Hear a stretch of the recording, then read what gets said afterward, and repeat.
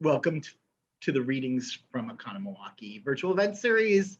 You're with Lisa Baudoin from Books and Company, and I'm Daniel from Boswell. To talk a little about our store and also to introduce our author is Lisa Baudoin from Books and Company. We are thrilled to welcome Mike Gayle today. Mike was born and raised in Birmingham, England, not Alabama, and he graduated with a degree in sociology from Salford University, moved to London to work as a journalist after graduation. He has written for the Sunday Times, The Guardian, and Cosmopolitan, but, and this is my favorite, he began his writing and journalist career as an agony uncle to the British teen magazine Bliss and a feature editor for Just 17. And agony uncle is a term I had not heard before, so we will talk more about that. And after the publication and success of his first novel, My Legendary Girlfriend, in 1997, Mike became a full-time novelist. He is the author of 17 novels, 18 if you include the one that is upcoming in England soon. And this past March, Mike Gayle was awarded the Outstanding Achievement Award from the Romantic Novelist Association. So congratulations, Mike. Thank you. He currently lives in Birmingham with his wife, children, and a rescue greyhound named Sail. Mike, it is fantastic to welcome you to Wisconsin and Readings from Oconomowaukee. So thank you so much for having me on. It's absolutely delightful, and I just love the idea that your two bookshops working together to do this sort of thing. So it's amazing. So thank you for having me. Yeah, Our pleasure and honor. Do you want to start by talking like little? Do they call them elevator pitches in the UK? Yes. Okay. So here's the book. It's going to come out backwards on my camera, but it's called All the Lonely People, and it's about it's about a pensioner called I suppose an 84-year-old man called Hubert, and every week his daughter calls him to see how he's doing. He's a widower, he lives on his own, and every week his daughter calls him and to see how he is. And essentially he paints the perfect picture of the perfect retirement.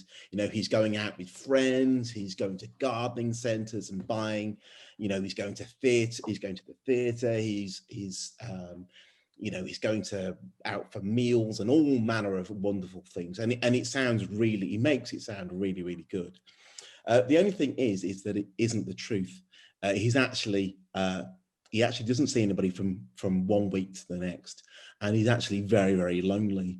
And the book it's about two things. It's about how Hubert stops being lonely, and that has a little something to do with his next door neighbour, Ashley, who is a single mum who moves in next door into the flats next door, and essentially makes herself his friend. But it's also about how Hubert became lonely, and so alternating chapters, we get the story going back to the 1950s when Hubert was in Jamaica, and he leaves as a young man in his 20s. He leaves Jamaica and comes to England, and it's about how he meets his wife and starts a family, and all sorts of things happen. But essentially all the time we're thinking about the main question is, how did Hubert become lonely, the lonely person that we meet at the very beginning of the book. And it's my, as we said, 17th book, and it's been just hugely received. It's been so well received that it's sort of taken my breath away a little bit.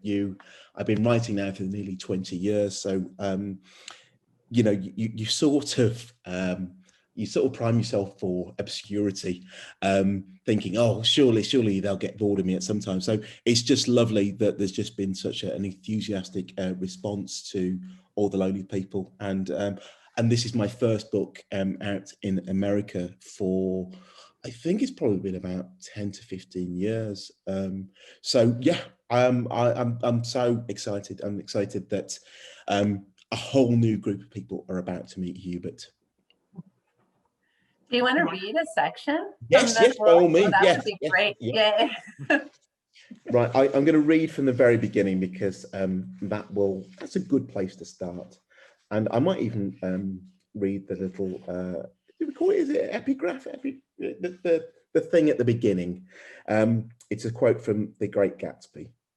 The loneliest moment in someone's life is when they are watching their whole world fall apart and all they can do is stare blankly. That's F. Scott Fitzgerald, The Great Gatsby. So I'll just read the first couple of pages of All the Lonely People now. This is chapter 1, Now. Moments before Hubert met Ashley for the first time, he'd been settled in his favourite armchair, Puss curled up on his lap, waiting for Rose to call. When the doorbell rang, he gave a touch of annoyance, wagering it was one of those damn courier people who were always trying to make him take in parcels for his neighbours. Would you mind accepting this for number 63? They would ask. Yes, me mind a great deal, he would snap. Now clear off. And then he would slam the door and shut in their faces. As he shifted Puss from his lap and stood up to answer the door, Hubert muttered angrily to himself. Parcels, parcels, parcels, all day, every day, for people who never enter receive the damn thing. If people want them things so much, why not buy it from the shop like everyone else? With words of scathing condemnation loaded and ready to fire, Hubert unlocked the front door and flung it open, only to discover that the person before him wasn't anything like he was expecting. Instead of a uniform parcel courier, there stood before him a young woman with short dyed blonde hair. In a nod towards the recent spell of unseasonably warm April weather, she was wearing a pink tank top, cut-off jeans, and pink flip-flops. Holding her hand was a small child, a girl with blonde hair, also wearing a pink top, shorts, and pink flip-flops. The young woman smiled. Hi there, I'm not disturbing you, am I? Hubert said nothing, but made a mental note that should he need to contact the police, he could tell them that the woman spoke with a funny accent. To his untrained ear, it sounded Welsh or possibly Irish, though he couldn't be entirely sure it was either. She held up her hand as if in surrender. It's okay. I'm not trying to sell you anything or nothing. I just came around to say hello, really. We just moved in next door. She pointed in the direction of the block of low-rise flats adjacent to Hubert's property. Well, we're new to the area and we don't know a single soul. Anyway, this morning I was saying to myself, Ash, you're never going to get to know anyone around here unless you start talking to people. So I called down to see the couple in the flat below, but I think they must have been out at work. And then I tried the family across the hallway, but they didn't open the door, even though I could hear the TV was on blaring away. So then I tried all the other flats and got nothing. All out, all busy.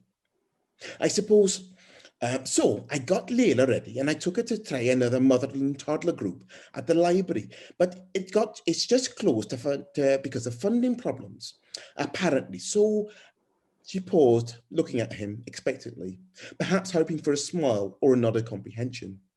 But Hubert remained impassive. The young woman cleared her throat self-consciously, but then continued, My name's Ash. Well, it's Ashley really, but everyone calls me Ash. And this little madam here, she glanced down at the small child, is my daughter, Layla. The little girl covered her eyes with both hands, but peeked up at Hubert through the cracks between her fingers.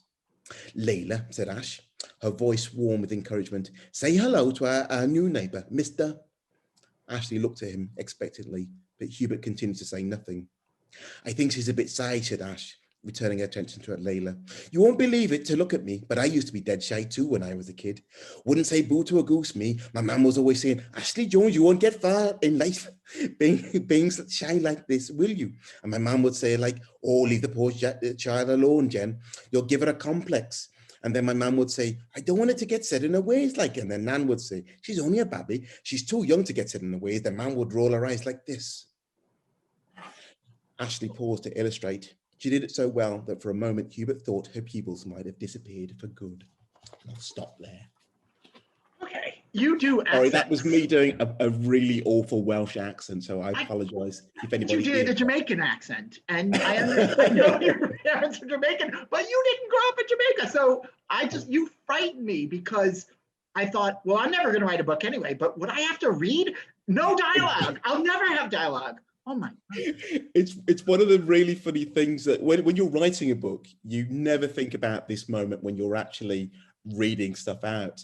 And so, it's just one of those complications that when you read it, you kind of go, right, I've got to do a Jamaican accent and a Welsh accent. It's just like, oh. And then later on the book, you've got even more accents. Oh, yes. Do you do Latvian? I mean, thankfully, I don't have to read the entire book, but the audio book is absolutely amazing. And the poor actor, I mean, he does such a brilliant job. You know, he's doing, West Indian, he's doing accents from the Philippines, he's doing Irish, he does South London. Everything is in there. It's amazing. That's my bookseller Chloe fell in love with the audiobook, and she listened to it, and that just took her, and she's on fire with it. Yeah, so. It's absolutely brilliant. I mean, the book's brilliant, everything's brilliant, but it's just, you know, sometimes you kind of, I think, you know, I'm no actor, so I kind of I've always assumed, I think I'd always sort of assumed that all actors do is sort of read other people's words, and it's only when you kind of hear something like that you kind of think, actually, it's a real skill. It's a real amazing skill, and it's not a skill that I've got, as you heard by my Welsh accent there. We don't know. I mean, I literally had an event with a Welsh like he lives in the United States now, but he was Welsh, and he was doing an American Southern accent. So, we always like to ask where the story germinated. Like, what was the origin of the story for you? I think for me, the idea, I knew I wanted to write a book about loneliness. That was the thing that was at the forefront of my mind. I wanted to write a book about loneliness, and I knew it was going to be about an elderly gentleman. And when I was thinking about this idea, I for some reason I kept picturing a house, and I kept imagining sort of, you know, an empty house, and then Hubert kind of coming along, and so one person coming along, and then that one person being joined, you know, so Hubert joins with his wife, and so there's two people, and then they have children, and so that house sort of fills up with light and life and laughter. And then as time goes by, the house empties. And so, you know, the children leave home, and Hubert loses his wife. And so eventually, you know, it's just him in the house again. And so once I had that picture, I kind of realized that I knew that I needed to do, it's the first time I've ever written a book that kind of covers up an entire, you know, lifespan, I suppose. You know, it covers 50 years. And so that was a real sort of moment for me, because I remember when I was talking to my agent and editor about it, I thought to myself, I'm a little bit out of my comfort zone, and I'm going to minimize the amount of times that I kind of go back into history, because I just thought I'm going to fall flat on my face if I do this. And when I was talking to my agent and editor about it, they both said in unison, you know, we want more of the backstory, and you know, because those bits are really going to, and they were absolutely right. And so I kind of had to kind of go out of my comfort zone to do it, because and you know, I was watching films and documentaries about what life was like in London in the 1950s, and so that kind of gave me a really good grounding.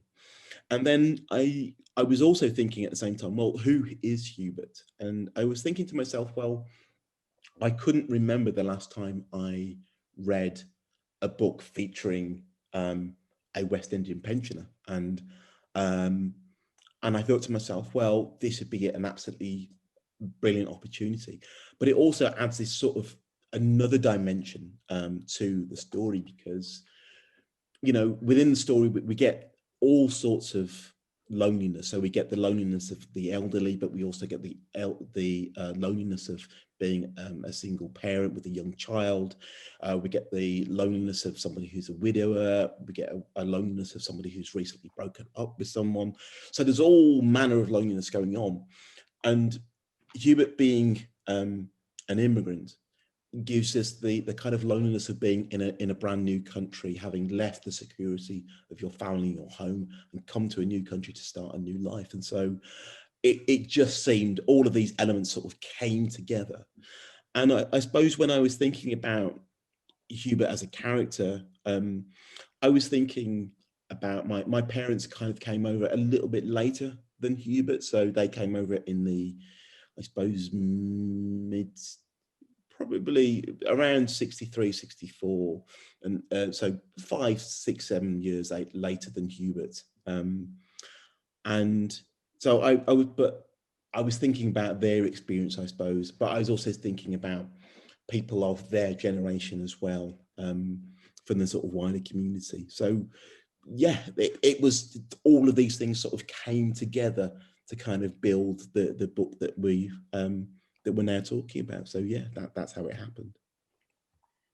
You don't usually write historical fiction, or you don't have that historical perspective. No, not at all. I am very much contemporary, and it was a real shock, and I was shocked by how much I actually enjoyed it, because I thought, oh, it's going to be really difficult. And one of the things I was really I'm very much a stickler for rules, and one of the things that I told myself was that I wasn't going to write the contemporary bits and then I wasn't going to write all of the contemporary bits and then go back and do the historical bits, because I knew that that would just make it an even bigger issue for me as I'm writing. So I decided to kind of write it chronologically, so the book alternates between now and then. And so I was very much, once I'd got that first chapter under my belt, it was very much, okay, it's time to get your 1950s on. And I really enjoyed it. It was just a nice way of thinking. There's so many more tools out there for authors now. I mean, it was amazing. I remember typing in 1950s Jamaica into YouTube, and bizarrely there were clips of Jamaica in the 1950s, so I could really get a flavour of what sights and sounds and things that were going on there. And so that was a real help. And there were lots of books as well. I read a few novels from the time as well to kind of help. And so yeah, but I really enjoyed it. And I think it's that thing of pushing yourself out of your comfort zone that kind of makes you, it reminds you of why you got into writing. I think we, as human beings, you're always wanting to kind of be conservative and not to fall flat on your face. And actually every time that you do something that potentially could go wrong, it's that makes you really excited about writing. And so I did really enjoy it. And I thought it was perfect too, because you get to hear Hubert's backstory, which is what we need to do with older people, because we don't see their past. We weren't part of their past. Well, this is it. And it's when we see, we all see characters in our neighborhoods who you kind of, you never see them with anybody. They do, and you can just see that they're lonely just from looking at them. And people aren't born lonely. So that, immediately there's a story there. But it also struck me that, the very nature of being human is that the older you are, the more likely you are to have experienced all manner of loss, I suppose. And so just the very idea of getting to your 80s or 90s will mean that you will have lost friends and loved ones, and so it just makes you think that there is going to be a story there. No matter who they are, there's always going to be a story there, because there's so much going on, across that sort of time frame. Yeah. Having not read all your 17 books yet, yeah. I was working on it. We brought in a few, and I'm like, which one am I buying afterwards? And I have to say, booksellers don't read backwards too much. We tend to always have this review is due, this event has to be done, where's your quote on this? And but I think both Lisa and I will probably be going, we'll go read backwards. I remember being a buyer, because I don't buy the books now, but when Broadway had My Legendary Girlfriend, I can still see the physical catalog page, and how it was part of the Ladlit craze. That was it, which I don't think they use that term anymore. But no. it's interesting how I love hearing about how stretching made you enjoy the book, writing the book more. Even though it was, have you found that in the, are there certain books you're particularly that we have to dig out somewhere? Like I said, I'm going to import it or something like that. You particularly love because they were a little different. I know for a while your books are, I love books that are 2-in-1s. So, because I feel like that's one thing, like everybody gets to write a book based on Shakespeare, one of them. One, you can do one Jane Austen, you can write a book that reads backwards, and you should do that companion thing, either in one book or in 2 books. Is that one I should read, the Stan Ken thing? Well, it's funny whenever we talk about, people ask me, do you have a favorite book? I always say well, firstly, no, because it's a little bit like saying, have you got a favorite child? And obviously the answer is yes. No, but you're not allowed to tell them. But no, not really. No, I love them both. No, it's normally it's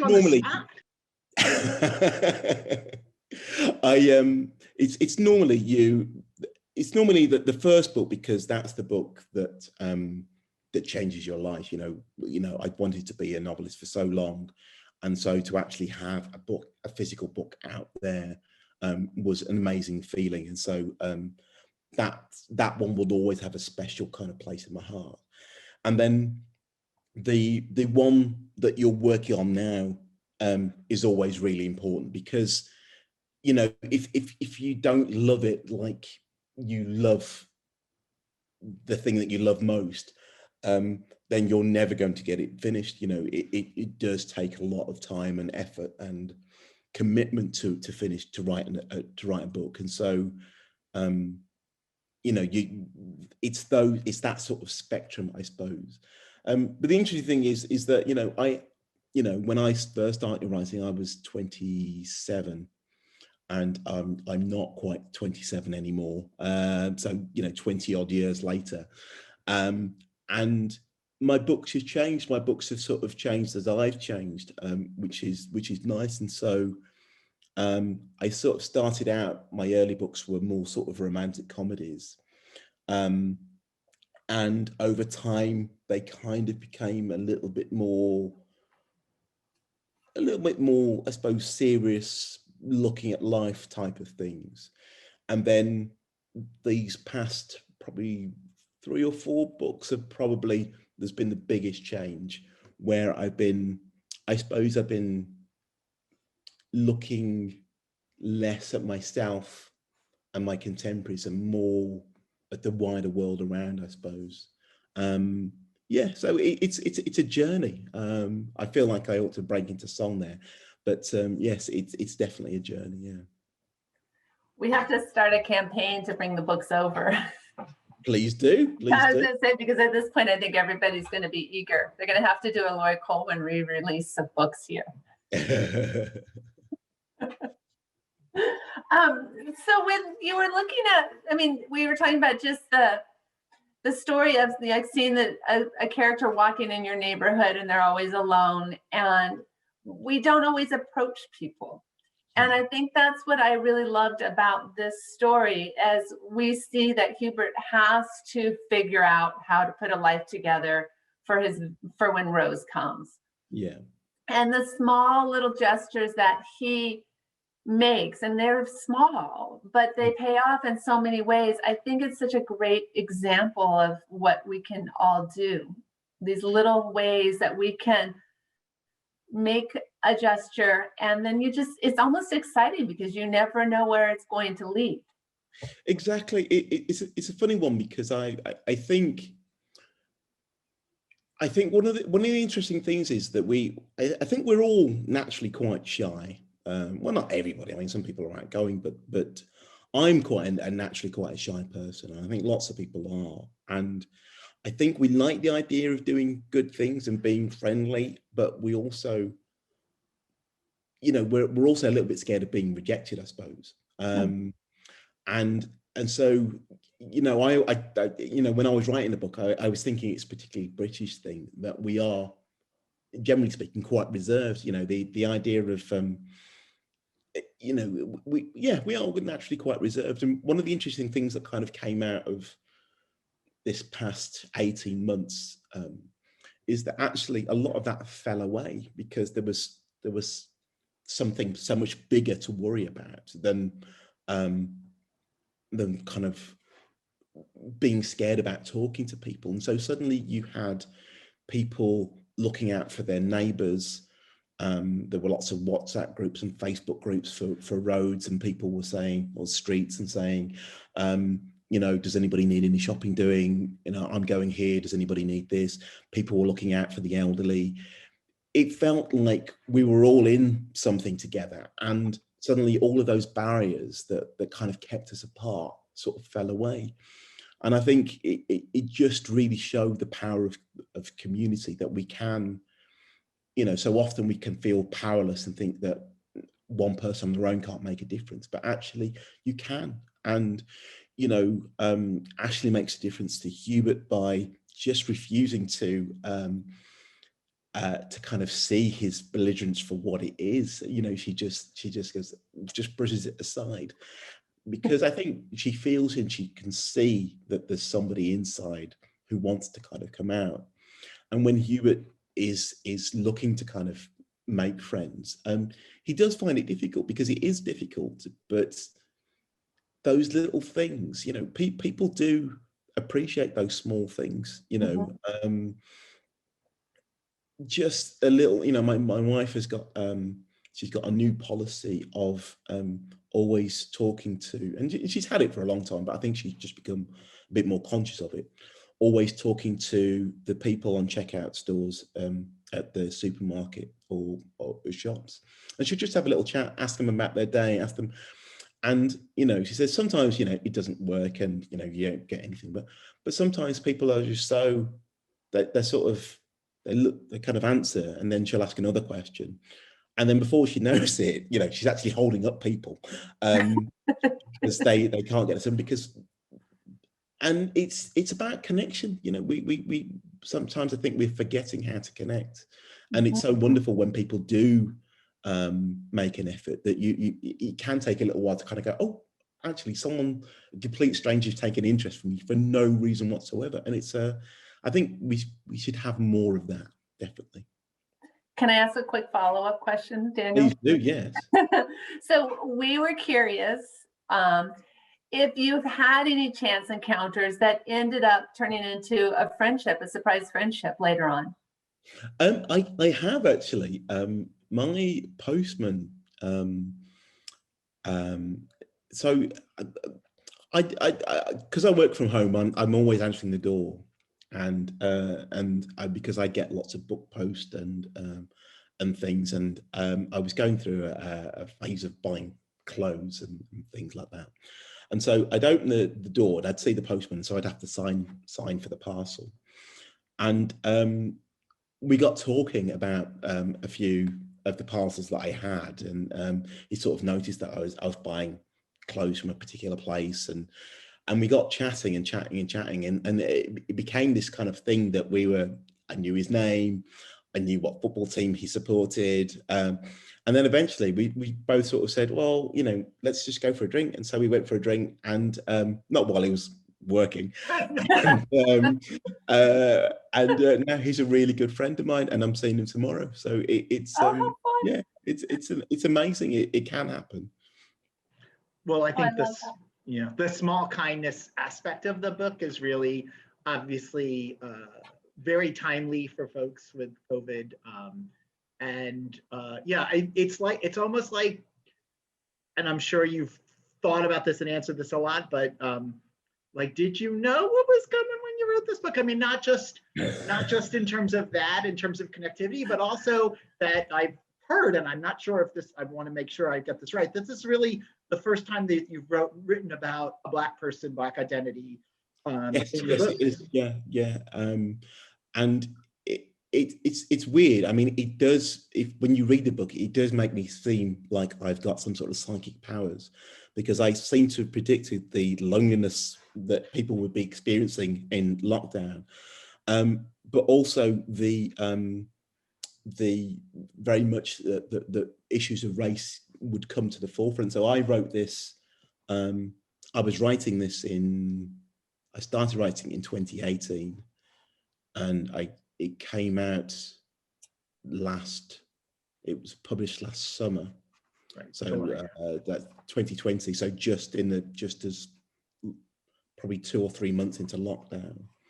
And it was interesting when we were thinking, oh, you know, bookshops just shut.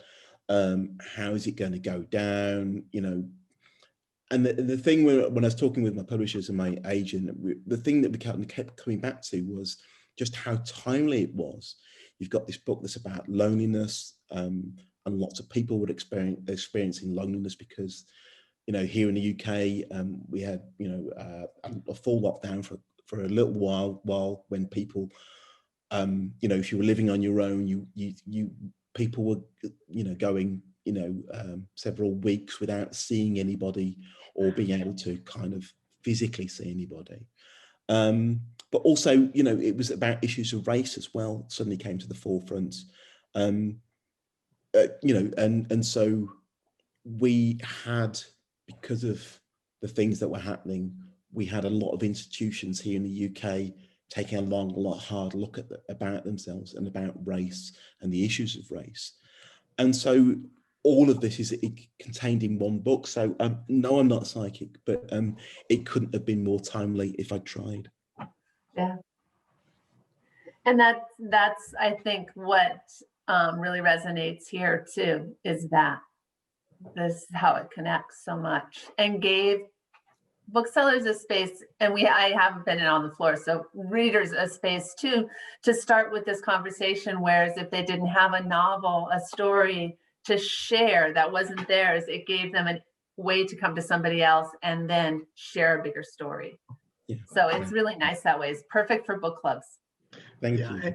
And we, you know, it's been, you know, the more literary books we've seen, more different kinds of voices, but, you know, there needs to be diversification of all different kinds of voices in all genre. And so one of the things that we always talk, I call it our codger lit table. It's so popular in our store, and it just seems like every other year it's time to write, you know, I don't have the youngest customers, you know, and I know that a lot, Major Pettigrew's Last Stand, Harold Fry, The Unlikely Pillar of Harold Fry, there's so many of them too. And it's just lovely to see a different take on it and the challenges that Hubert went through. You know, and one of the things that you mentioned in passing, which I think a lot of Americans don't really understand, is the Windrush generation. Yeah. And maybe you could say a few words about that. Yeah, of course. Yes. So essentially, what happened was in the post-war England, there was a lot of rebuilding that needed to be doing. There was the workforce taking a hit, and so England looked towards its colonies in order to kind of get England back on its feet. And so there were invitations sent out to India and to the West Indies and to all across the colonies, inviting people from these countries that were still under English rule at the time, and saying, come to England, we need you to, you know, do all these things. And so lots of people in the West Indies thought to themselves, well, there isn't a great deal here for us. there's lots of opportunities here in England. And so the very first boat that took people from Jamaica, from Kingston, all the way to England was called the Emperor Windrush. And it carried, I think, about 400 people from the young men and women from the West Indies. And that was the kind of first generation of wave of immigration from the West Indies to England. And over the next 10 years, lots of people continue to make that same journey. And so, you know, it's the same journey that my parents made, because there were just greater opportunities for work and for unemployment and for your children and all sorts of things. And the response that many of them got were mixed. There was, I mean, you can, if you go onto YouTube, you can watch these old sort of Pathé newsreels about the arrival of the first, you know, the West Indians from the West Indies coming to England. But there's also little sort of guides for little films for West Indians for how to behave in English pubs, but also little films about sort of English people trying to translate the West Indian experience for English people to sort of say what they're like. It's all really cringeworthy, but also very much worth a watch. And, you know, they were met with prejudice, they were met with racism, not in all corners, but there was a lot of it, and it wasn't very nice. And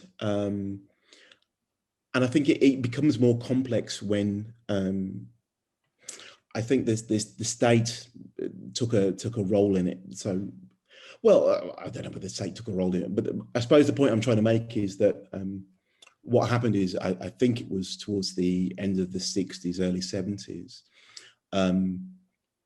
there was a sense amongst the government that there were too many people, and so coming from the West Indies, and so they put a stop to immigration from the West Indies. And you know, it sort of made, you know, when I learned this, because I wasn't particularly au fait with all of it, it sort of made me really angry, because it was that thing of, yes, you're welcome when we need you.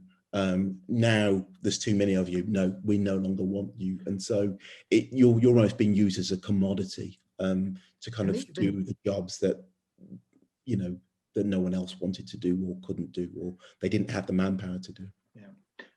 Even supposed, I mean, I'm really just learning about a lot of this, and that there was even some deporting, and, you know, people didn't have the right papers. Well, yeah, this is where the shame gets even greater. So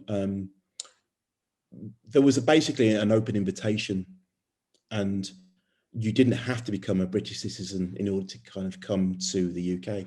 So many people kind of came and just lived, and it wasn't a problem, because we were from a former colony. They were from a former colony. There was a connection.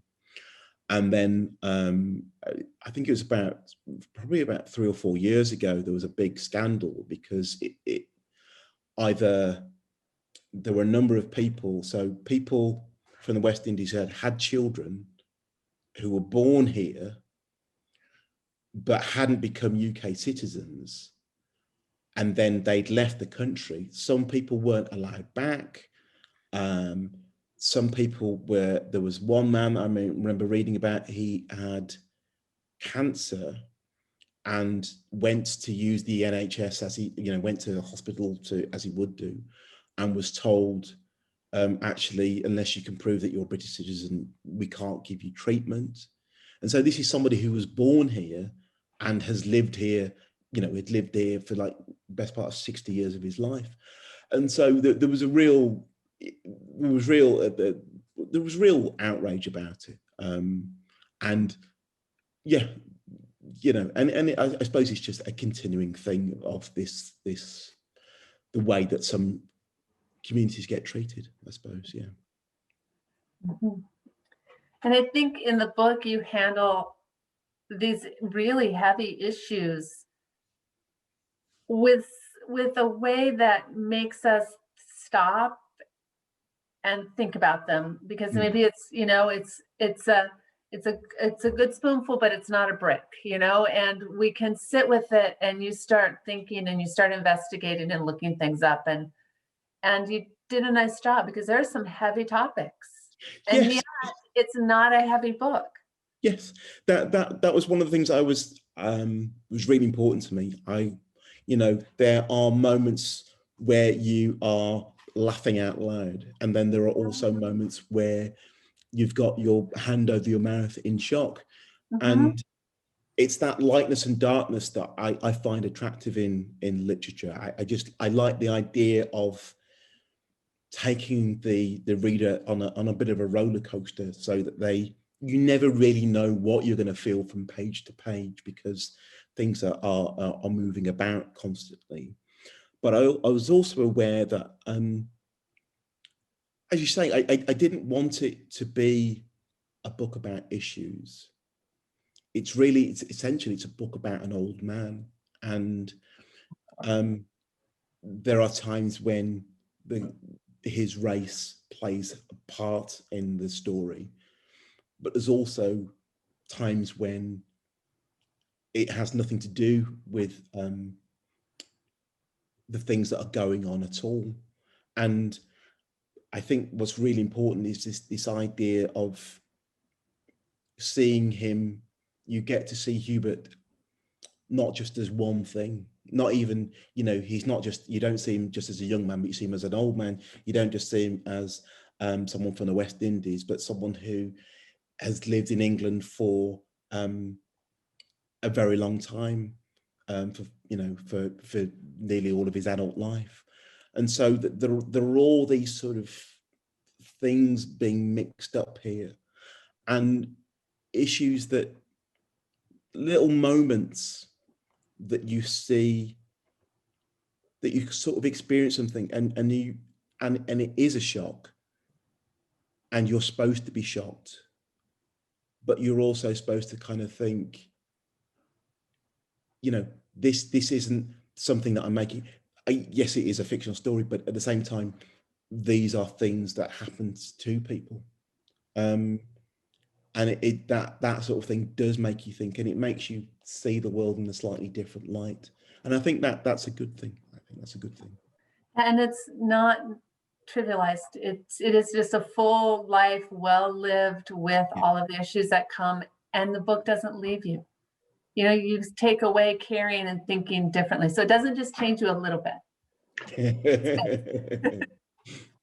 One of the things that's so interesting about this conversation is sometimes when a book has a lot of twists that you can't talk about, it's really hard to have a conversation. But I think we can get through the whole hour without talking about some of the outrageous twists in this book.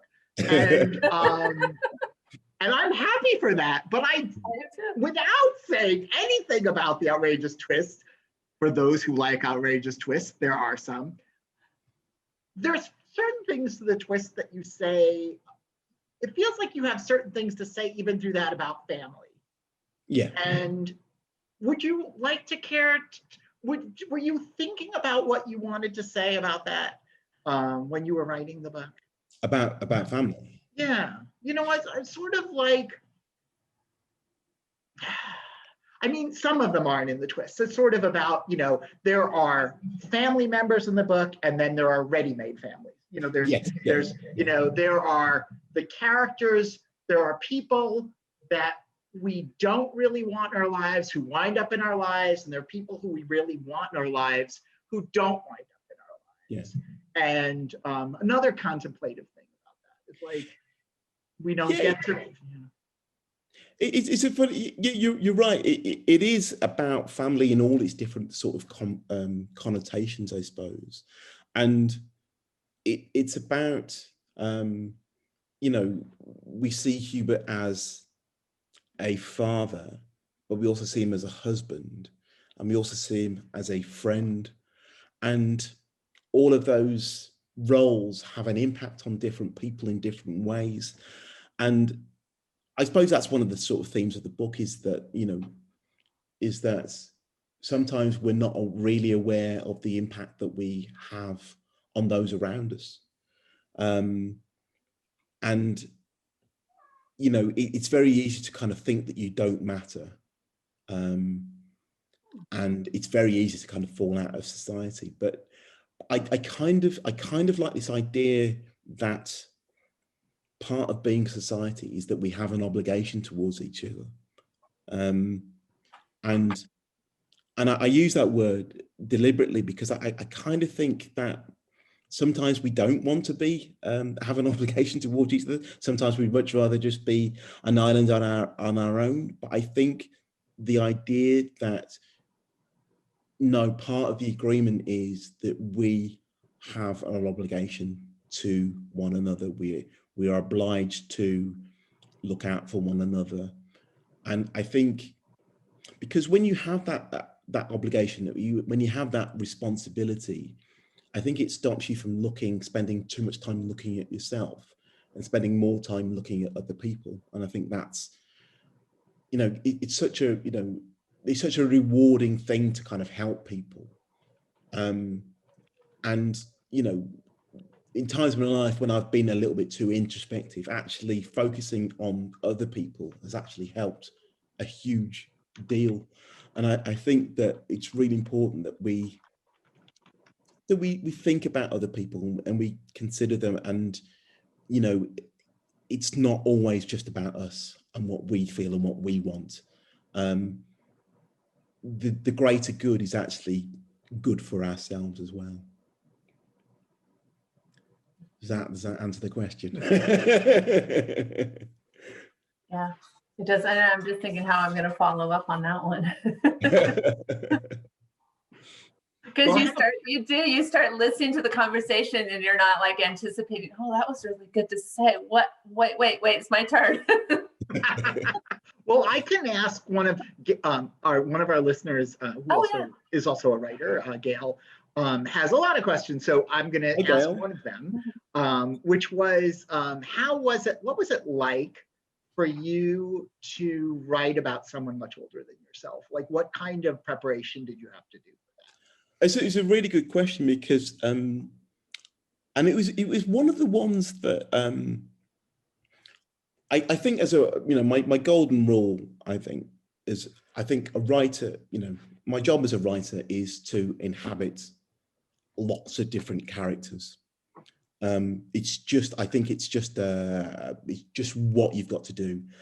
And I think it's really important that, you know, it's very tempting to kind of, to just write characters who are just a little bit like yourself, and then you haven't really got to do that much research. And I think it's really important that we, you know, I remember somebody saying to me once that about my female characters. He said, well, you know, she read one of my early books. She said, I couldn't believe that it was written by a man, she said to me. And I thought, hey, that's a really strange thing to say because, well, it's a strange thing to say, but also it's a strange thing to say because, you know, my job is to inhabit different people and to think about what it might be like to be this person. And so I suppose a lot of it just kind of came from imagination. I mean, my parents are now, I suppose, a lot more like Hubert's age. And so I've got that experience. But it was more, I think, the idea of thinking about a situation and thinking what it might be like to be in that situation. And I think that's where your kind of essential truth comes from when you know, because so often when you speak to elderly people, they kind of say, well, you know, I still feel like I'm 16, but I'm just in a completely different body. And I suspect there's a lot of truth to that, you know, when I'm 84, I'm pretty sure that I will still think like I do now, but with a slightly different body. And so part of, you know, when I was imagining being Hubert, it was about embodying this character that I'd created, and then trying to translate that onto the page. And you know, I suppose I sort of, I think that answers the question. I think it was about thinking what it, you know, I suppose taking on board those things from the research that I did from the 1950s, and then translating that to people who may now be in their 80s, and then maybe adding a few quirks from a few relatives here and there. Hey, that's part of your job, is to grab the good stuff. Lisa, do you have another question? Well, you know, this reminds me of when you're talking about embodying other characters and not, you know, having to move around and be expansive that way, is a wonderful quote that was in the Guardian interview, where you're talking about not boxing yourself in so that you can, you know, be yourself, and the world is bigger when you're not boxed in. Yeah. And Hubert does that. He boxes himself in, but once he steps out. I hadn't really thought about that, but you're absolutely right. I think so often, I think people like to put labels on things, and labels can be useful in a sense that, you know, in a world where there are, you know, here in the UK, I think we sometimes have, I think there was at one point, there was 1 week where we had 600 new books come out in a single day. And in a world where there's so much, you know, labels can help you sort your way through all of that. But labels can also sort of make your world a bit smaller. So the amount of times when I've read reviews where people say, "Oh, I only ever read crime fiction, but I really enjoyed your book," and you kind of go, "Well, I'm guessing you read crime fiction because it's just easy to find, and you're a little bit less sure when it comes to other books." And this is where, you know, booksellers can kind of come in and say, you know, really come to the fore, and you can say, "I enjoyed, you know, I don't really know, I like this book, but I don't really know much about the genre," or, you know, and they can kind of point you in a similar sort of direction. We do need guidance with books. Mm-hmm. But what I don't like is when labels get put on things, and it's just a way to kind of dismiss them and say, "Oh, I don't read romance, I don't read this, I don't read that," because there are so many, you know, even, you know, I very rarely read sci-fi, but I have read some that I have really enjoyed. And so to sort of say, "Oh, I don't like X or Y," when even within sci-fi, you know, it's such a wide ranging genre. Even within romance, it's a wide ranging genre. Even within crime, you know, to sort of say, "Oh, I don't read that sort of thing," it's quite blinkered. It's quite blinkered. And I just think that, you know, labels, as a writer, I think you've got to kind of fight your corner to make sure that you get to kind of have enough room within your world to do what you want, and tell the stories that you want to tell. Well, the good news is this. Oh, I was going to say there's some crimes in this book, so. So it's good for them. Yeah. Daniel, we had talked earlier about the romance, and a lot of the writers that they're not necessarily, you know, considered romance Right. here. Genre is such an interesting thing, because we were looking at the other people who won the romance award, and we're like, Joanna Trollope, she'd never be in a romance case here. And of course, in the United States, we had this sort of like, the bookstores, like we all took the romance sections out, and we always kept ours.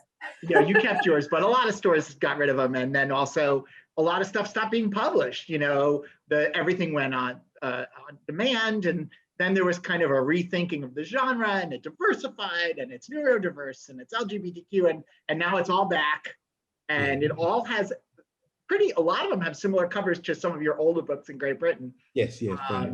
But did you, like, I think we were wondering, like, did you see yourself as a genre writer, you know, or were you fighting against that box too?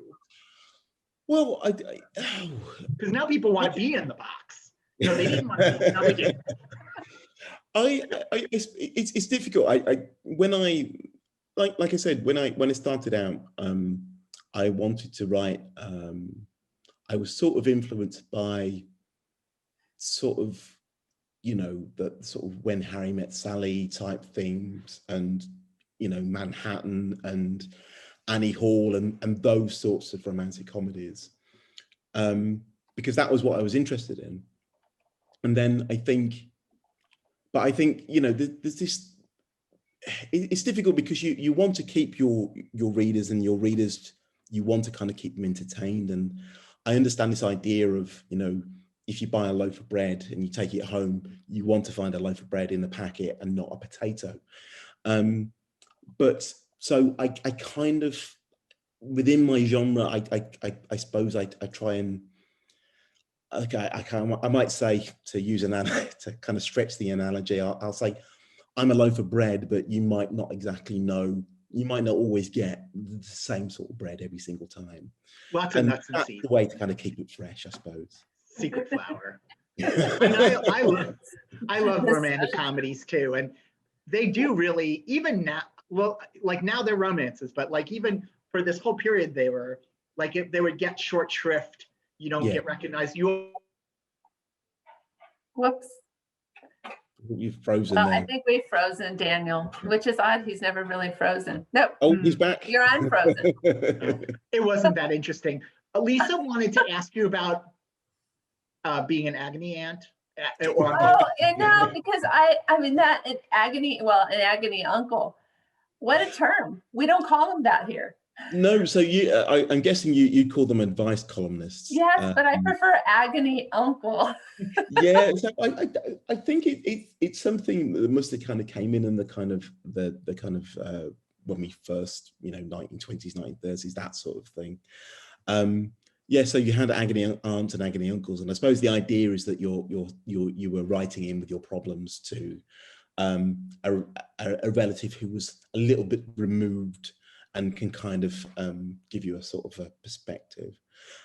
So basically, I did a degree in sociology, and then while I was at university, I decided that I had a real passion for, I wanted to be a journalist. I wanted to be a music journalist. And so I wrote for a listings magazine here in Birmingham for about a year. And then I got the opportunity to do a magazine journalism course down in London. And it was while I was on this course that I realized, I just thought to myself, well, everybody on my course wanted to kind of write for the Sunday Times or the Daily Telegraph or one of the other broadsheets. And I was the only one who wanted to write for teen magazines. Because when I was growing up, I loved teen magazines. I loved things like Smash Hits. And there were the writers, the journalists who used to write on them were always really funny and really, really sharp. And they all went on to do really amazing things. And so I basically went freelance for a little while and ended up writing for a new magazine that had just started called Bliss, which is aimed at kind of young teenage girls. And I've been writing for them for a little while, just writing sort of different sorts of articles. And then they called me in one day and said, we need a boy columnist to kind of answer readers' problems. And so they asked me to try out, and so I did, and I got the gig.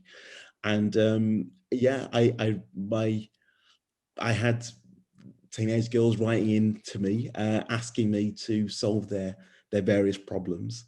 My all-time favorite letter that I got was from a girl who wrote and said to me, I said, "Dear Mike, you're my favorite part of the magazine. And I've made a conscious decision only to go out with boys who look like you."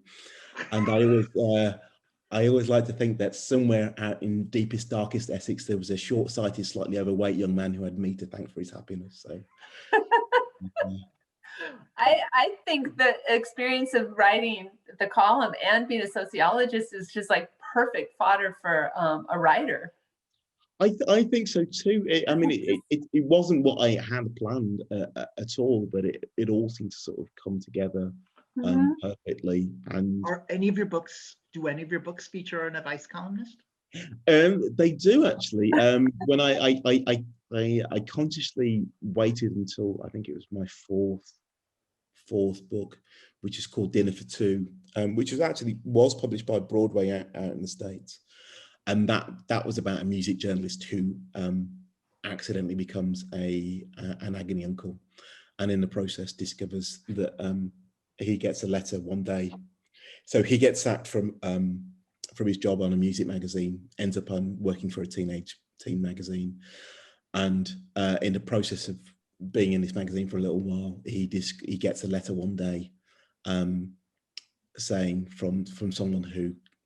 From a young girl claiming to be his daughter, and it goes on and does all sorts of things from there. So yeah, it's a strange thing. People do like the agony uncle thing, and I suppose it's because it's unusual. And it was a lot of fun. And I then from there I went on to write for Just 17, which was, I suppose, a little bit like I don't remember Sassy, which is your American magazines. It was very much like that. I mean, we loved Sassy here in the UK, certainly amongst a certain group of people. And we were very much like that, Just 17 was. And so it was a lot of fun, and we'd sort of write, we'd be interviewing all sorts of pop stars and writing all sorts of really funny articles. It was a really, really good time. And I suppose it was just, one of the things I was conscious of was that I was enjoying it so much. I really loved it. But I also knew that I didn't want to live in London anymore. Well, I didn't want to live in London permanently. And so one of the things that made me start writing what eventually became my first book was the idea of, okay, if I don't live in London, how am I going to make a living through writing? And so, I just one day I decided to pick up a book and start writing it. And so, that's how it happened. Speaking of books, do you have any recommendations of things you? Oh, do I have any recommendations? I don't really have recommendations as such. Let me think. Anything you've read over the last few years? Well, I can tell you what I'm currently reading. I've just read The Maidens, Alex. Let me just have a look. So I just read. I have a little bit of a love-hate affair with psychological thrillers. So they're really big over here. I think ever since Gone Girl and The Girl on the Train, psychological thrillers are really huge here in the UK. And I have a bit of a love-hate thing going on with them, in that every single time I pick one up, I just kind of think to myself, this is such a great concept. Well, I can't wait to find out how it all gets solved. And then I read it and I kind of go, really? But it doesn't stop me. Every single time I keep going back for more. So currently I've just read Alex, The Maidens by Alex Michaelides, and I quite enjoyed that. I'm reading Ethan Hawke's latest one, A Bright Ray of Darkness. Is that what it's called? And I'm also reading Such a Fun Age as well. So those are the ones I've got going on at the minute. Nice list. Thank you. I think we could talk for a long time on this, because I don't know, you're just a delight to chat with. Thank you very much. Thank you. And so much about the book is easy to talk about too. So I think Daniel's putting up the books that you're talking about. Did you have a favorite during COVID that a new discovery, or did you revisit something, a favorite of your past during COVID? Sorry, during the lockdown? Did I revisit any books? Yeah, was there a favorite that you read during COVID, or did you revisit something? I know everyone's had their different reading patterns during that time. No.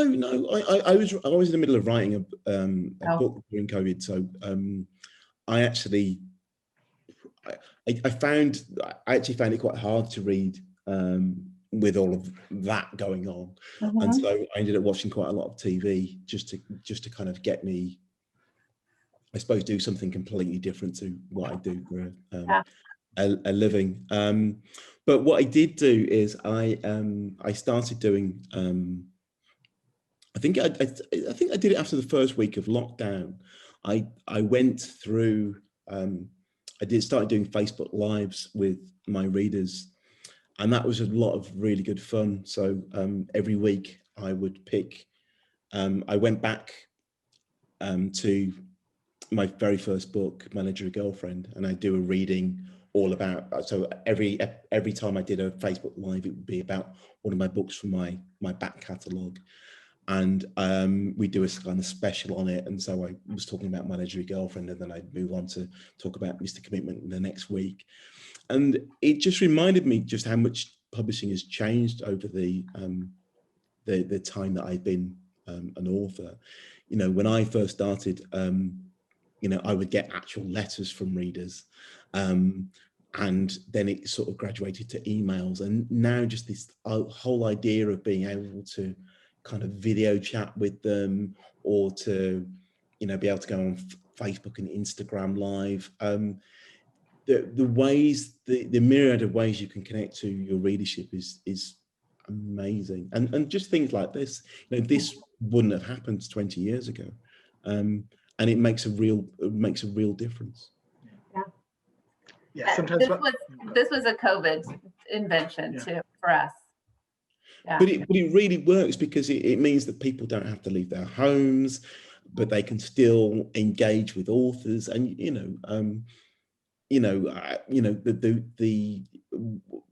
when I did my first tour of the States, must be back in 2000, I think it was. You know, I think I did 13 cities in 11 days. And, you know, just this idea that I could just be in Milwaukee from the comfort of my my kitchen diner is lovely. Yeah. Well, we're so thrilled that you were able to move some room off the table so that we could join you. We are thrilled with the book. Thank you so much. Looking forward to more of your books. Going to break the bookseller rule and go backwards. And, thank you. Thank you so much for having me on. You've both been amazing. Thank you. It's been a lot of fun. Thank you. Thank you. Bye-bye. Bye. Take care. You too. Bye-bye.